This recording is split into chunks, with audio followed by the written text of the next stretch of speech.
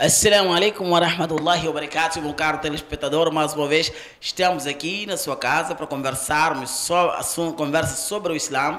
E desta vez nós temos dois convidados especiais. Temos o Maulana Rafik e o Dr. Ibrahim, que vai nos trazer aqui um tema, gestão de conflitos na sociedade. Essa gestão de conflitos, como tem sido hábito ou está sendo um problema agora em qualquer sociedade, vai com vizinhos no seu bairro, na sua cidade, na sua província, e os conflitos não terminam. E depois tem pessoas mais ligadas a isso, com uma fé. A maioria deles tem sido pessoas com sabedoria, com conhecimento, não é? São doutores, são álimos, são nossos pastores, são muita gente que tem conhecimento da causa, mas eles, quando chega a vez de conflitos, perdem o foco da sua gestão para chegar a um bom porto. A chegar numa mesquita, não há entendimento. Chega numa igreja, não há entendimento. Chega num bairro, não há entendimento. Na sua própria casa, não há entendimento. Sua família, não há entendimento. Mas, em contrapartida, temos já pessoas dotadas na matéria com sabedoria suficiente de poderem gerir um conflito. É com este tema que nós estamos a trazer aqui o nosso Maulana Rafik, a quem nós desejamos boas-vindas para esse programa, também nomeadamente Dr. Ibrahim, boas-vindas. Eu queria começar mesmo, sendo um tema islâmico, Maulana Rafik, estamos a falar de conflitos na sociedade. E parece que Maulana também não está numa ilha, vive no meio disto. Como é que tem sido, como é que tem visto estes conflitos? A sua experiência pessoal, como tem sido para poder gerir os conflitos na sociedade? Muito obrigado pelo convite, Maulana Mansur, meu doutor aqui ao meu lado, e obrigado mesmo à audiência toda que vai escutar este programa. Falando mesmo sobre conflito, eu gostaria de dizer que conflito, não é, que nós vemos como um mal, acaba sendo um bem também. Conflito é uma dádiva. É uma dádiva de Allah. Não é? O conflito, não é, parte da palavra que nós chamamos de divergência. A partir da divergência, o conflito vai tendo contornos e rumos diferentes, até o conflito ser algo complicado e algo que já nós não conseguimos pôr a mão, e depois se alastra para uma certa destruição e destrói a sociedade.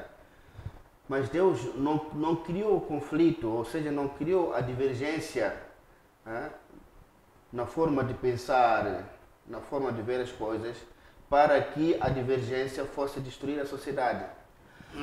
A divergência existe para que cada pessoa, com o seu fio diferente de pensar, contribua na sociedade, para que desta forma a sociedade seja mais confortável, seja uma sociedade com mais desenvolvimento, porque cada vez que a pessoa vai dando sua diferente opinião, quem sai a ganhar é a sociedade. A sociedade acaba ganhando. A sociedade acaba como resultado ganhando. Sim, porque na medida em que nós vamos ouvindo diferentes opiniões divergentes, nós vamos vendo a melhor ideia que vai surgir. Eu disse quando se falou sobre este tema aqui, quando eu sempre abordei este tema aqui, nas cimeiras, no masjid, quando eu levei este tema, eu sempre disse que, olha, divergência. Imaginemos se todos nós não divergíssemos, todos nós fôssemos convergentes na forma de pensar. Subhanallah, a beira teria mesmos prédios, não é? Todos com mesmos ângulos. Não haveria de haver algo que nós fôssemos admirar. Então, sim, o facto de nós admirarmos, subhanallah, poxa, vê lá este prédio, é porque aí saiu uma ideia diferente da sua. Alguém pensou melhor que você e fez algo mais lindo. Então, ou alguém pensou diferente. Pensou diferente. Então já estamos aqui em frente de uma situação em que a divergência está em prol da sociedade, é benéfica, não é? Mas então é a mesma divergência que, se nós não controlarmos, gera conflitos, não é? Gera conflitos. Gera conflito já no seu significado próprio. Conflito, quando nós ouvimos a palavra conflito, sempre é algo que traz transtornos na sociedade. Mas quando Allah subhanahu wa ta'ala deu divergência na forma de pensar, foi para construir a sociedade. Imãos diferentes que nós temos no Islã, Madhab Abu Hanifa, Shafi'i, Hanbali, não é? O Hanbali, o quarto mazhab, qual é que vai ser? Malik, sim, não é? Madhab Abu Hanifa, Shafi'i, Malik, Hanbali, esses todos são divergentes na forma de pensar, algo que eles veem como melhor no dino. Mas cada um deles foi frisando que se você apanhar a opinião do outro melhor que a minha, fica a saber que aquilo aí é meu madhab. Subhanallah. Vamos levar este ponto aqui. Que se você apanhar que a opinião do outro é melhor que minha, fica a saber que aquele é meu madhab, é minha opinião também. Para dizer o quê? Que na sociedade, depois de nós filtrarmos as opiniões diferentes, se uma opinião sair certa, aquela opinião deve ser, a minha opinião deve ser a opinião da sociedade. E é por isso mesmo... Independentemente daquilo que ele falou. Independentemente daquilo que eu tenha falado, daquilo que ele tenha dito. É por isso mesmo que Allah subhanahu wa ta'ala está a ordenar ao seu querido profeta, Muhammad sallallahu alaihi wasallam, dizendo وَشَاوِرُهُمْ فِي الْأَمْرِ, que em toda questão você pede a opinião deles, faz machera com eles. Para quê? Para que, no fim e ao cabo, aquela machera que for mais conveniente entre vocês, seja a minha mão há de estar sobre aquilo aí, vocês façam e não se vão arrepender. E depois vejamos, por que se fala aqui no machera, qualquer resultado que houver, não há remorsos. Por quê? Houve machera. Mashallah, mashallah. Houve machera, não foi minha opinião sozinho, mas foi pela unanimidade que nós agimos daquela forma todos unidos. Então, quando há machoeira, quando houver melhor opinião, a opinião escolhida por todos, também há a mão do Criador, Allah subhanahu wa ta'ala. Aí, doutor, estamos aqui a trazer um tema de gestão de conflitos. Molana está a ser mais religioso, aqui a trazer elementos, argumentos alcorânicos e a sapiência islâmica.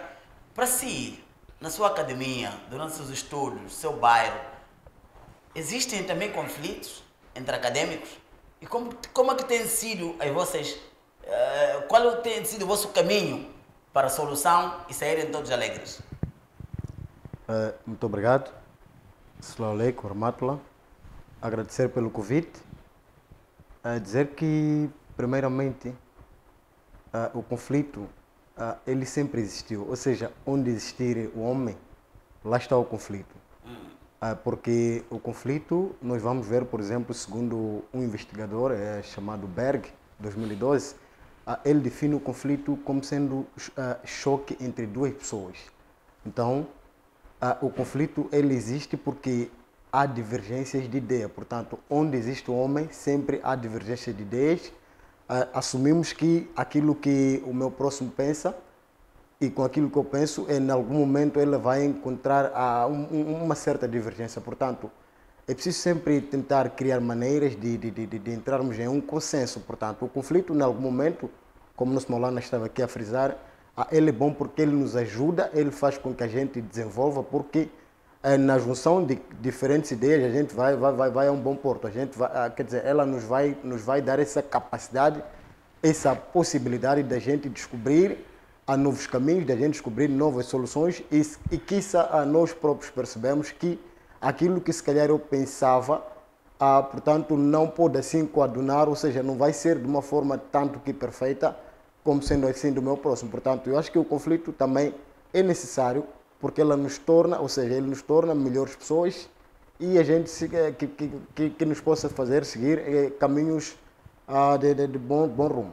Mas a Academia Universal também apoia o princípio islâmico, porque nós ouvimos aqui Molana trazer um princípio islâmico que, olha, depois de certas opiniões diferentes, aquele que aparecer como consenso, cada um desses subscreve-se, sem sentir-se inferiorizado ou superior a quem. Nem quem qual a ideia dele subiu, ele não se sente superior, a ideia que não foi aprovada não se sente inferior. Na academia também tem o mesmo fio de pensamento ou ainda há debates?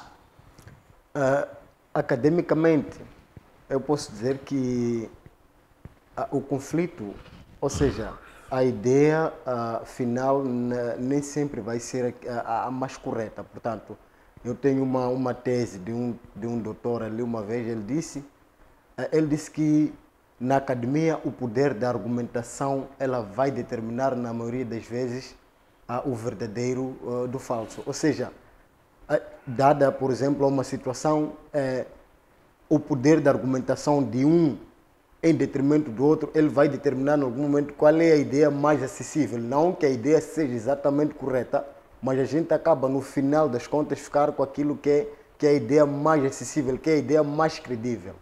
Ideia mais credível. Maulana, este assunto de machoeira, de conflitos, Nabi Karim alayhi sallam teve um exemplo, teve um problema igual em Medina para podermos os muçulmanos respeitarem bastante, porque da aula que estamos a entregar aqui, estamos a fazer perceber que os muçulmanos, para eles, chamam de rahma, o conflito, e não acham isso como um tabu, mas para outras sociedades não muçulmanas, acabam sendo, o conflito pode levar 5 anos, 10 anos, 20 anos, 30 anos, só por causa de uma coisa pequena. Estica-se, mas os muçulmanos resumem, como nós aprendemos aqui de Maulana a dizer, que eles dizem aquele ponto que sair positivo, também é nosso ponto. Como é que Nabi Karim alayhi salam enfrentou essas diferenças, em particular com os judeus? Olha, com os judeus, eu até nem havia de preferir ir aos judeus. Eu havia de preferir ainda estarmos entre muçulmanos em conflitos que surgiram, mas que depois da opinião geral, como foi que aconteceu, eu agora mesmo acabei de ouvir do doutor que nem toda a opinião geral da humildade de todos, unanimidade de todos, tem sido a opinião mais correta. Eu vou levar este ponto mesmo. Fica à vontade, Maulana. Sim, Nabi Karim sallallahu alaihi wasallam, depois de os habitantes de Quraysh serem capturados na batalha de Badr, não é? Foram capturados, não é? Temos essa história toda, onde o tio do profeta também veio capturado, Hamza, entre outros, não é? Que de uma ou de outra forma eram familiares dos muçulmanos aqui, dos que já estavam em Medina. Todos viviam no mesmo habitat, sim. Sim. Quando foram capturados estes homens quraishitas, não é? Então, Nabi Karim sallallahu alaihi wasallam preferiu fazer machoeira sobre o que fazer com aqueles que foram capturados da parte do inimigo. Sabe que Hazrat Umar radiallahu ta'ala anhu deu a opinião que todos aqueles capturados tinham que ser mortos, não é? Ou em algum momento Hazrat Umar preferiu que eles tivessem o castigo que eles merecessem. Mas Hazrat Abu Bakr radiallahu ta'ala anhu preferiu a parte fresca do assunto, não é? A resolução fresca. Ele também já era um homem fresco, sempre gostava de resolver as coisas sempre de uma forma mais fresca. Disse que não, nós vamos libertar a eles obedecendo algum pagamento, né? Tanto que nós sabemos que aqueles que não conseguiram pagar ficaram até como professores que foram ensinando aos muçulmanos algumas lições que eram pertinentes nos muçulmanos. E desta forma obedeceu-se este critério de pagamento e libertação daquelas pessoas que estavam já como capturados pelos muçulmanos. Mas Nabi Karim sallallahu alaihi wasallam foi dizer depois que eu vi uma fúria da parte de Allah subhanahu wa ta'ala que quase nos destruía, não é? Mas porque prontos, a opinião de Abu Bakr foi pela unanimidade, senão Allah subhanahu wa ta'ala estava a favor da opinião de Omar. Então, para dizer mesmo isto que está a dizer o doutor aqui, que nem sempre a opinião que é unânime tem sido a correta. Às vezes também há erros, mas quando nós todos tivermos decidido, Allah subhanahu wa ta'ala salva-nos da calamidade. Acaba com o seu baraka. Sim, põe o seu baraka e desta forma Allah subhanahu wa ta'ala ajuda-nos. Por quê? Porque Allah subhanahu wa ta'ala, ele é que pôs esta natureza do homem errar, mas também pôs a natureza dele acertar. Não é? Então, se Allah subhanahu wa ta'ala pôs este positivo e negativo, então é Ele também, na altura em que nós precisamos e imploramos a ajuda dele, Ele que nos vai ajudar. Desde que este erro surja no âmbito da unanimidade de todos. Allah subhanahu wa ta'ala, eles decidiram-se, mas isto estava errado. Mas Allah subhanahu wa ta'ala acaba ajudando. Por quê? Porque foi um erro pela unanimidade, de tal forma que Allah subhanahu wa ta'ala não vai castigar por aquele erro. Mas esses mesmos erros, quando nós praticamos sozinhos, sem aproximarmos dos outros, esses erros podem nos ser fatais. Então, é por isso mesmo, وَشَاوِرُهُمْ فِي الْأَمْرِ. Allah subhanahu wa ta'ala está a dizer que لَوْ كُنْتَ فَظًّا غَلِيظَ الْقَلْبِ لَانْفَضُّوا مِنْ حَوْلِكَ. Ó Muhammad, se tu fosses de um coração forte, uma pessoa má, esses todos os seus companheiros desertavam dos teus majlises, das tuas aglomerações, mas porque tu foste sempre leve para com eles, então eles aproximam-se, fa'afu anhum, perdoa eles, wastaghfir lahum, e peça o perdão e misericórdia de Allah subhanahu wa ta'ala, washawiruhum fil amr, no fim, e sempre sente com eles e peça a opinião deles. Mesmo Allah subhanahu wa ta'ala tendo ele como seu Nabi, que podia dizer a ele diretamente que a coisa mais certa é esta, Allah subhanahu wa ta'ala, pela união e para a união do Ummat muslima, preferiu esta palavra, وَشَاوِرُهُمْ فِي الْأَمْرِ. وَشَاوِرُهُمْ فِي الْأَمْرِ. Meu caro telespectador, estamos aqui a aprender muito aqui com os nossos dois acadêmicos aqui, religioso e o acadêmico aqui da Dunia, mas nós queríamos trazer aí, não se esqueça de subscrever ao nosso canal, dê mais likes e faça suas questões, porque essas duas cabeças de sabedoria estão aqui mesmo para se responder sua preocupação. Falando nisso, Maulana, estamos a falar que o Islã ensina isso, o Islã ensina isso. Então, as mesquitas também, a doutrina que está lá de certeza absoluta é esta. Mas nós, na altura, estamos a falar conversa de 20 anos atrás, tínhamos poucas mesquitas, por exemplo, na nossa província de Sofala, tínhamos poucos álимos, né, na província de Sofala, tínhamos poucos informados religiosamente na província de Sofala. Em contrapartida, a união era mais concisa, forte, respeitada entre os muçulmanos. Mas agora, em todas as esquinas temos mais mesquitas, todas as esquinas temos, cada mesquita, cada safra temos 2, 3 álимos, e temos mesquita, temos madraça em todo lado, e a união está desaparecendo em nossas casas, no nosso íntimo, como se fosse o janaza que sai dentro de nossa casa. A que se deve este problema? Bom, eu daria a este problema o nome de exibicionismo. Não é? Naqueles tempos as pessoas tinham pouco conhecimento, mas as pessoas tinham muita irmandade entre eles, a amabilidade entre eles, o amor entre as pessoas existia muito. Eu recordo-me, eu acho que já tive essa conversa consigo, que eu vivi na vila de Baue Mutarara. Não é? Nós a brincarmos em casa de alguém, chegou a altura da refeição, era aí mesmo que a nossa tia, a mãe do nosso amigo que nos dava logo a refeição, comíamos. Hoje em dia cada pessoa por si, Allah por todos, não é? Não consegue não é? dar. Então, hoje em dia tudo ficou desta forma, não é? O exibicionismo já existiu ali, as pessoas hoje em dia têm muito conhecimento, um conhecimento, digamos, decifrado quando formos a explicar qualquer matéria. Mas ficou o exibicionismo, que quando alguém leva um tema, né, fala e aborda de um certo tema, nem que aborde o tema da melhor forma possível, de uma forma mais cativante, um conhecimento bem abordado, ele há de ficar a escutar todo o tema, toda a palestra, toda a conversa, para apanhar um pequeno erro aí, de onde ele vai fazer também sua palestra para condenar aquela palestra. A contradizer o outro. para contradizer o outro, sim. Quer dizer, a né? vinda de muitos álibos, muitos sim, molanes, acabou sim. não sendo rahma, mas sendo... Sim, sim. Então, Opa. praticamente é isso que está a existir. E Allah subhanahu wa ta'ala, no dia de Qiyamah, vai avaliar as nossas ações conforme as nossas intenções. Porque no nosso entender, nós pensávamos cada mesquita que está a aproximar ao utente, não é?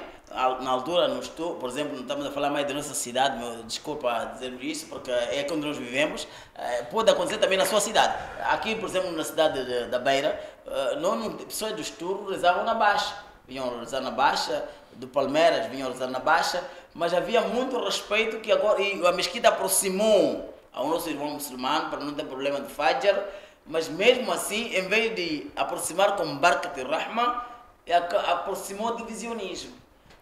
Esse divisionismo não será motivo de conflitos entre eles? Sim, o divisionismo acaba sendo mesmo motivo de conflito. Mas pronto, eu só queria dar uma lição mesmo para toda a sociedade muçulmana, que os muçulmanos devem optar numa coisa. Essa coisa chama-se tolerância. Saber tolerar a opinião do outro, saber respeitar a posição do outro, não é? Quando nós somos intolerantes e radicais, então acaba criando esses conflitos todos. Que cada pessoa com o seu fio de pensamento há de preferir até construir o seu masjid conforme o seu fio de pensamento. Quem disse que no Islã não pode haver divergência? Esses ulamás todos, todos divergentes e criaram mazahib, mostram-nos claramente que a divergência no Islã tem a sua consideração, respeita a divergência. Mas não é porque eu sou divergente ao meu colega, eu vou construir minha mesquita e vou ficar logo longe dele. Quem proibiu alguém de pôr o seu pé na casa de Allah? E se eu quiser fazer salat no masjid de Esturo, quem ousa dizer que não pode pisar aqui Maulana Rafiki porque Maulana Rafiki é divergente na sua opinião? Aquilo é casa de Allah. Eu vou fazer meu salat naquele masjid sim, e ninguém tem razão perante Allah se aquela casa aí pertence a Allah. Se nós fizermos aquele masjid aqui em nome de Allah, ninguém está no direito de me proibir de pôr o meu pé na casa de Allah para fazer o meu salat. Desde o momento que diga que essa casa é de Allah, sim, então o dono passa a ser Allah, desde que seja gerido com criaturas de Allah. Ponto final, morreu o assunto. Morreu o assunto. Doutor, é mesmo fim de pensamento que tem, nós estamos a falar mais aqui islamicamente, porque estamos na Prime, temos que aproveitar o máximo. Os conflitos lá, o que é que acha para si quando diz que o povo não tem direito a ser inimigo porque aquele pensa diferente? Como é que é na área acadêmica? Ou seja, partindo do ponto em que estávamos aqui a dizer que quanto mais, ou seja, antigamente nós vimos que tínhamos menos mesquitas, tínhamos menos masjides e nós éramos mais unidos. Portanto, eu quero partir aqui talvez de um princípio em dizer que cada homem é um conflito, ou seja, cada homem carrega consigo um problema. Portanto, quanto maior número lá estiverem, o maior número será dos conflitos. Portanto, academicamente, familiarmente e a todos os níveis, mesmo em nossas religiões e tal, nós vamos ver que os conflitos sempre lá existem. Quer dizer, os conflitos, na verdade, devem existir que é para nos tornar melhores. Portanto, existem formas em que nós somos chamados, portanto, temos que ser, falava Maulana, que era preciso sermos mais tolerantes, por exemplo. Era preciso aqui, para gerir um conflito, é preciso ter um domínio, por exemplo, pessoal, porque o conflito também, ele lá vai estar dividido. Temos conflitos nas empresas, temos o próprio homem é um conflito. A partir do momento em que eu assumo, por exemplo, uma responsabilidade e eu não vou cumprir, ou seja, eu depois não fui capaz de cumprir, aquilo pode gerar um conflito. A partir do momento em que o homem também traz consigo, por exemplo, uma promessa e depois não cumpre, isso também pode gerar conflito. Portanto, academicamente, religiosamente, a todos os níveis, é preciso criar formas de resolver o conflito, porque o conflito, enquanto o homem estiver, ele lá vai existir. E falando nisso, eu fazia a mesma pergunta, vamos aproveitar da mesquita, mas também na altura, estamos a falar, conversa de 20, 30 anos atrás, tínhamos menos doutores. Mas a agricultura estava suficiente para a população comerem à vontade. e havia barakat, isto é, havia sorte de comida. Agora estamos, cada bairro um agrônomo, não conseguimos plantar, não conseguimos pôr o amendoim para a população moçambicana. E o acadêmico, em vez de se cingir nos laboratórios como desenvolver o seu país, está mais preocupado ser um mais diplomata, ser mais um deputado, ser mais o quê? Em vez de estar ali para preparar quimicamente, como buscar criar o autoemprego, como criar harmonia para o seu país, ser mais civilizado. Temos o que está, não podemos fugir dessa realidade, o que está acontecendo no nosso país hoje. Temos mais doutores na estrada a correrem para queimar o pneu que doutor a pensar para fazer um chá para seu país. A que se deve também? Será excesso do número da população? Falar do excesso do número da população é acessível, mas, portanto, aqui nós vamos ser obrigados a olhar em matérias um pouco assim mais... Quer dizer, vamos ser obrigados a recuar um pouco no tempo para olhar aquilo que foi ontem, o homem de ontem e o homem atual. Ou seja, a partir do momento em que nós estamos a assumir, não que os nossos antepassados, não que os nossos velhos, não que os nossos homens de ontem, os nossos pais, avós, não fossem melhores que nós, mas se formos a olhar neste sentido, ou seja, por que hoje temos mais conflitos nesta vertente exatamente, nós vamos perceber que o que se quer aqui na verdade é uma política de oportunidades, ou seja, podemos estar com mais terra, mas a partir do momento em que o doutor, porque ele é doutor, vamos assumir que foi uma formação, está à espera, portanto, ele vê-se que não tem áreas de enquadramento, então, dali um conflito, porque ele estava preparado, ou seja, assumimos que, por exemplo, ele fez uma medicina, ele levou lá talvez 7 anos, e depois ele chega e vamos ver que, se calhar, só tem ali uma machama disponível, então, como é que um médico vai ficar numa machama, portanto, é preciso o próprio governo também criar políticas de desenvolvimento. O próprio doutor também é preciso não ficar muito assim cingido. Estar inserido no programa político. Exatamente. Programa de política da agricultura, desenvolvimento. Governação. Porque há muita exatamente. gente aqui, doutor, estamos a ver, muitos pais quando levam o filho à escola, não sei se é a educação que é culpada, não é? Ou não sei, ou a mente dos nossos pais, eles lutam muito para preparar seu filho e sempre a lhe dar uma educação. Tem que estudar para ter um emprego. Tem que estudar para ter um emprego. Você faz todo o sacrifício para ser empregado. Não pode não pode crescer com uma mente que eu tenho que gerar um emprego, dar alguém, aliás, dar emprego também. Nascer com mente que eu tenho que ser um patrão, tenho que ser um criativo, tenho que ser, não pensar só que eu tenho que formar, ser médico e doutor para procurar um emprego. Estamos a pensar que a empregabilidade é um luxo, quando era necessidade. Aqui, como é que revê isso a classe acadêmica? Nós aqui vamos encontrar algumas limitações naquilo que é, por exemplo, quando eu falo de oportunidades em que o próprio país nos oferece, nós vamos ver que tudo bem que era preciso estudar para criar emprego, mas o nosso próprio sistema de formação, eu digo, ele não é tão favorável, por exemplo, comparando com o sistema europeu hoje em dia. Nós estamos a falar que um jovem tem que levar, por exemplo, desde a sua tenra idade, mais ou menos 17 anos da sua formação. 12 anos de ensino primário ou secundário, depois passa ali para a universidade. Portanto, é um tempo em que ele gasta estando ali nesta formação, mas que depois ele não foi dotado assim de capacidade técnico-tática para ir ao terreno. Ou seja, as nossas universidades hoje em dia também, nós vamos ver que elas têm muitas limitações. Estamos ali a formar engenheiros, mas de uma forma assim teórica, ou seja, não há área de aplicabilidade. Portanto, ele aqui, o doutor de hoje, vai encontrar certas dificuldades naquilo que é a aplicação. Nós temos casos em que é um doutor, ou seja, é um engenheiro no papel, mas quando vai ao terreno, se calhar, ele encontra limitações. Então, eu ia encorajar aqui os nossos gestores políticos, os nossos gestores econômicos, o nosso governo geral, a criarem mais meios para que permitissem os jovens de hoje a desenvolverem as suas capacidades técnicas, criarem mais institutos que é para sairmos do saber para o saber fazer, ou seja, sairmos diretamente da carteira já com uma arte na mão, para que nos possibilitassem termos ali, ou estarmos ali num terreno, aplicar exatamente aquilo que nós aprendemos. Falando nisso, em outras formas, está a responder que será uma das sugestões de gestão de conflitos.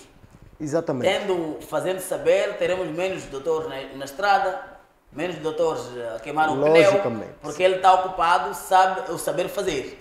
Logicamente. Molana, dando isso, qual seria, já deu outro recado, que era tolerância, tem mais elementos básicos que podem fazer gerir o conflito para além da tolerância? Olha, para além de tolerância, eu acho que se há outra coisa, essa chama-se Husn Muashara. Husn Muashara, se nós formos a interpretar a palavra em duas palavras como está no árabe, Husn Muashara, a beleza da sociedade e ou a beleza na sociedade. Husn Muashara quer dizer entendimento. Mashallah. Não é? Entendimento, não é? Então, se houver um entendimento, não é, na sociedade, então tudo começa a aparecer como a convergência de todas as ideias. Fica mais fácil. Sim, sim, porque quando não há Husn Muashara, quando não há entendimento, marido e mulher também não estão em paz. Sim. Nós se só levarmos a palavra Husn Muashara e voltarmos para 1400 anos atrás, havemos de apanhar aquela história em que Hazrat Ali está a enviar a sua esposa, Hazrat Fátima, para ir ter com o profeta sallallahu alaihi wasallam para lhe facultar um servo ou uma serva para ajudar os trabalhos caseiros de casa. Por quê? Porque estando a varrer o quintal, roupas da Hazrat Fátima ficavam sujas. Estando a carretar água, não é? Tinha calos nas mãos. E desta forma tinha muitos transtornos, fazendo o trabalho de casa sozinha. Então, Hazrat Ali pensou que, olha, já é a altura, o profeta sallallahu alaihi wasallam tem algumas servas e escravos, vai pedir ao seu pai para nos facultar nos trabalhos de casa. Fátima radiallahu ta'ala foi, e quando chegou perto do pai, viu que o pai estava ocupado nos serviços da sociedade. Tinha muita gente por aí, com vergonha ela voltou para casa. A Fátima radiallahu ta'ala era uma senhora com muita vergonha. Depois, diante do pai também, ele tinha o seu amor para com o pai, mas também o seu adab para com o seu pai, que era profeta de Allah. Voltou para casa sem dizer A nem B. Nabi Karim sallallahu alaihi wasallam viu Fátima voltando. Até que, depois de sair dos assuntos, de acabar de resolver os assuntos, foi à casa da Fátima e disse: Fátima, eu vi-te que tu querias falar comigo. O que foi que aconteceu? Ainda estava com vergonha, não queria dizer. Até que Sayyidina Ali disse: olha, eu próprio que enviei a ela para ver se conseguia alguma serva, um escravo, para ajudar nos trabalhos de casa. Nabi Karim sallallahu alaihi wasallam, naquela altura, virou a atenção da filha para questões da vida após a morte. Virou a atenção dela para a atenção espiritual, que seria mais vantajosa para ela do que ter alguém físico que ajudasse a ela nos trabalhos de casa. Disse: oh filha, cumpre com os seus trabalhos de casa, dentro de casa, que o teu marido vai completar os trabalhos de fora de casa. Para dizer que a natureza da mulher é trabalhar dentro da sua casa, ela é a dona da sua casa, mas o marido é que trabalha fora e traz o sustento de fora. A natureza do homem é de trabalhar fora e trazer o sustento em casa. Isto aqui são os deveres que se Sayyidina Ali faz fora, é o dever que ele faz, o direito para esta. E Sayyidina Fátima se faz aqui trabalho em casa, é o dever dela, que é o direito do Ali. É assim que se cumpre os direitos do outro, você primeiro fazendo os seus deveres. E depois, no fim, Nabi Karim sallallahu alaihi wasallam disse que, olha, façam isso os dois, cada um cumpre com os seus deveres. E eu, no fim, vou te dizer uma coisa, Fátima. Eu vou te dar um tasbih que se tu recitares antes de dormir, não é? Antes de dormir, tu has de preencher as tarefas de casa com muita bênção de Allah subhanahu wa ta'ala. Outra vez eu também falei do tasbih, 33 vezes subhanallah, 33 vezes alhamdulillah, 33 vezes Allahu Akbar, depois acrescentado com La ilaha illallah wahdahu la sharika lahu, lahul mulku lahul hamdu wa huwa ala kulli shay'in qadir. Ou no outro hadith disse 34 vezes Allahu Akbar. Então, se tu, Fátima, fizeres isso, has de ver que os trabalhos de casa serão feitos com muito baraka. Tu não te vais a perceber como é que você vai fazer os trabalhos e Allah subhanahu wa ta'ala vai pôr a sua bênção nos teus trabalhos. Então nós estamos a ver aqui mais uma coisa, para nós muçulmanos, tendo a crença que nós temos, que deve haver entendimento. Não é? Se, por exemplo, tu casas, ao casares, tu não sabes exatamente o que a tua parceira ou o teu parceiro é na verdade. Vocês vão se conhecer depois. É por isso que Allah subhanahu wa ta'ala está a dizer que nós juntamos a eles وَجَعَلْنَا بَيْنَهُمْ مَوَدَّةً وَرَحْمَةً. Depois de se juntar, nós é que trazemos o amor e a misericórdia. Não antes, porque antes como eu vivo, como ela vive, ninguém sabe. Então quando estão juntos, respeitem só uma coisa, que a vossa junção vai valer a pena. Essa coisa chama-se husn muashara, entendimento. Mashallah. Esta coisa chama-se husn muashara, entendimento. Com esta frase nós damos aqui o fim do programa. Que Allah subhanahu wa ta'ala ajude e facilite. Meu irmão ali está ali, são aqui as dicas muito fortes como criar entendimento. Use isso para a sua família, para a sua esposa, para o seu bairro, para a sua cidade, seu país também. Havendo entendimento, é possível ultrapassarmos muitas coisas. E aprendemos aqui também que os conflitos, aliás, os entendimentos, pensar diferente, não nos leva como inimigos, mas somos adversários ideológicos. Então, esta não pode ser uma calamidade, mas tem que ser uma bênção de Allah. Ouvimos um exemplo muito forte aqui, como lá na Rafik, vais numa cidade, há prédios diferentes, significa pensamento diferente. Respeitando isso, traz a beleza do nosso mundo. Nosso doutor também já trouxe-nos aqui saber fazer, está ali um recado para os nossos doutores, aprendam e saibam fazer para poder nós servirmos a nação, não a nação nos servir. Que Allah subhanahu wa ta'ala ajude e facilite. Assalamu alaikum wa rahmatullahi wa barakatuh. Até lá.